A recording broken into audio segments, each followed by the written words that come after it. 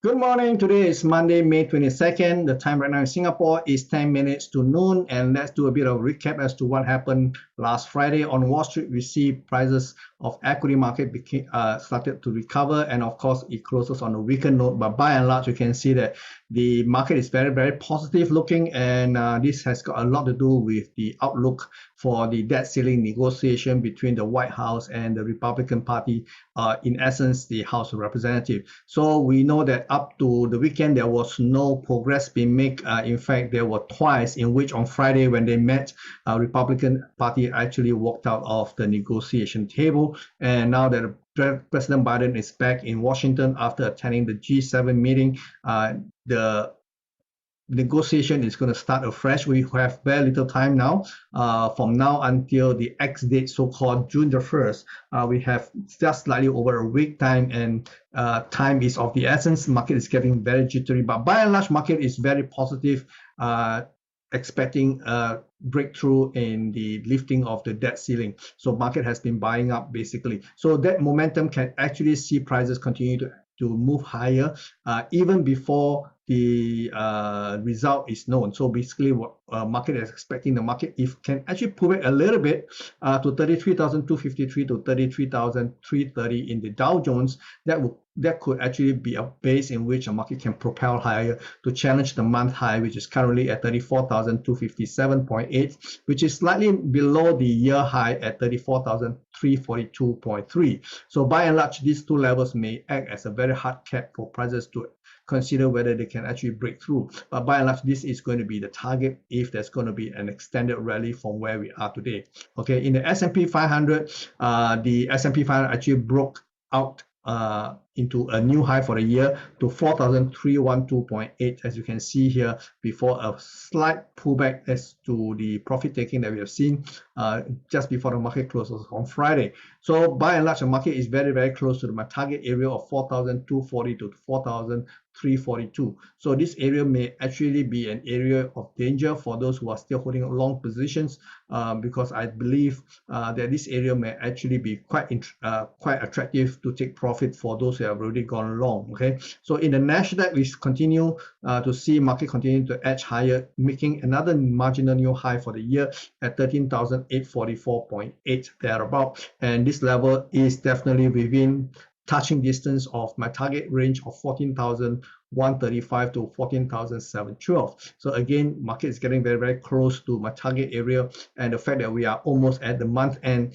if the prices manage to go into this bracket of prices and did not break through, then it is laying the groundwork for a reversal. So do watch out in the face of the uncertainty surrounding the debt ceiling negotiation, and of course the still lingering banking crisis. Holding long is getting to be a little bit hairy for me. So I'm just going to watch this market and see if I can get a more definitive selling signal before I take up a position. Over in Asia, we can see that Hong Kong managed to recover from last Friday low. Last Friday, we can see that the market actually closed below the April low for the first time this month. And now it has gone back up again, challenging the 20,000 levels. Right now, it's trading at 19,710. So will this be enough for the market to form a base to go higher? I would say the upside potential is actually quite limited. First, the barrier to higher prices between 8,322, and then the lower end here is also quite limited. Target is probably around 19,000. So upside, very little opportunity, downside also very little opportunity. So if you can afford to avoid this market, by all means do so. Okay, over the Nikkei, we can see that last Friday Nikkei actually registered a new high, not only against last year, it is the highest since 1990. So we are seeing a 30-odd years high, and this is on the back of a surprisingly good set of numbers for the GDP on the first quarter. Market did not expect such a stellar performance, but what the number released was double what the market expected. So and that explains why the Nikkei is at such elevated prices. But again, we are beginning to see, at least for me, my target is going to be about 31,600 thereabout. So giving me very little reason to go long. In fact, I'm actually holding on to short position, which is not working out very well for me right now, but I have very, very light position, and I am more than happy to actually scale up my sell position if I do get a confirmative reversal pattern. because I think this market is seriously overvalued relative to its fundamentals. Okay, over in the mainland equity markets, we can see the CSI 300 following Hong Kong rebound. It's also managed to hold on to its gain, and we saw that the market actually tested last month's low, which is at 3,925.5. It breached marginally before it recovers. On a closing basis, this market has not taken out the April low, so that could be the basis in which the market can build a base. So we'll see whether that is going to be the case. Over in energy market, we can see the the WTI crude oil actually managed a marginal high for the week at $73.53 before losing ground a little bit. So if this is going to be a technical pullback, I would think that somewhere between $67.50 to $69.10, that level could be very conducive for buying. Let's see what happens, because I think the potential is for a test of the May high, which is at $76.07, with the possibility that it may even extend higher to $83.50. Over in gold market, we saw that the gold actually saw a robust recovery on Friday. The low traded last week was on Thursday at 1,952, which is very, very close to my original target at $1,950.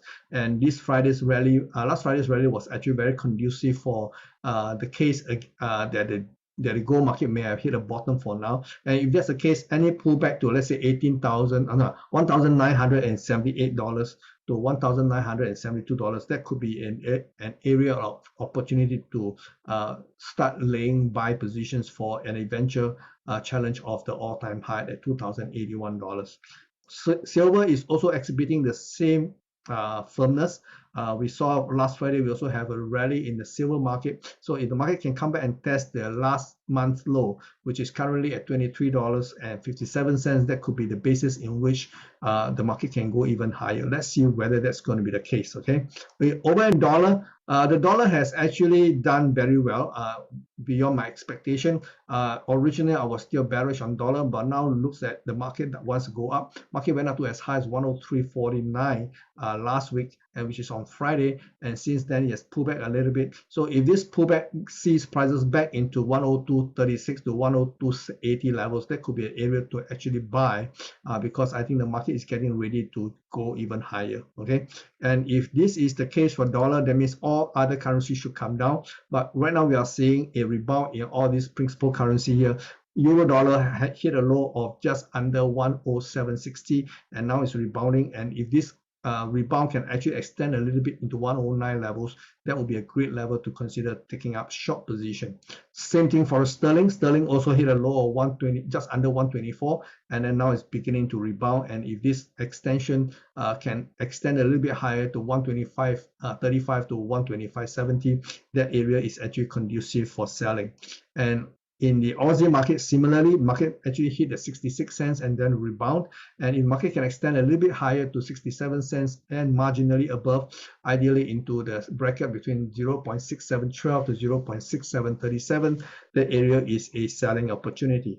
Well, dollar CAD is a little bit different. Now, while the dollar is doing relatively well, rebounding, but we can see that the price action in dollar CAD is a little bit different from all the other currency pair, purely because crude oil seems to be coming back again. So if crude oil remains elevated, that means it is supportive for a stronger Canadian dollars. That means the dollar Canadian's upside is quite potentially limited. But however, if the market can actually extend a little bit to 135.70 to 136, I think that will be a great area to position short, because if the Canadian dollars is strong, because crude oil prices is strong, then it can actually saw dollar CAD actually unraveling to challenge the 133 levels. Over in dollar yen, this one will also outperform beyond my expectation. Originally, I was holding on to a bearish view. Now, in view of the market rallying to 138.75, I have turned positive, because the dollar index is also positive right now. So if we can see a pullback to, let's say, 136.20 to 136.80 levels, that could be a conducive for buying. The market may actually go a bit higher to go into 140 to 142 level. So the potential is actually quite good here. Okay. Over in Bitcoin, we can see Bitcoin has lost some ground over the weekend. On Sunday, we saw prices was actually hovering above 27,000. At one stage, was 27,000, almost $300. And then this morning, we saw the market unravel back to test the lower end of 26,000. The low traded so far is 26,547, and this area is actually a buying zone. If the market can stabilize here, that could be the basis in which it's going to propel Bitcoin higher. I think technically the market is getting ready to rally in the face of the uncertainty surrounding the US debt ceiling negotiation and the ongoing banking crisis. That leads to a lot of people having a very positive outlook on cryptocurrencies as a whole. So this could be the catalyst that may see cryptocurrencies rallying. As far as Bitcoin is concerned, a retest of 30,000 is not impossible. So this is my 2 cents worth. Hope you enjoy my analysis here, and I wish you guys happy trading today, and I'll see you tomorrow. Bye bye, take care.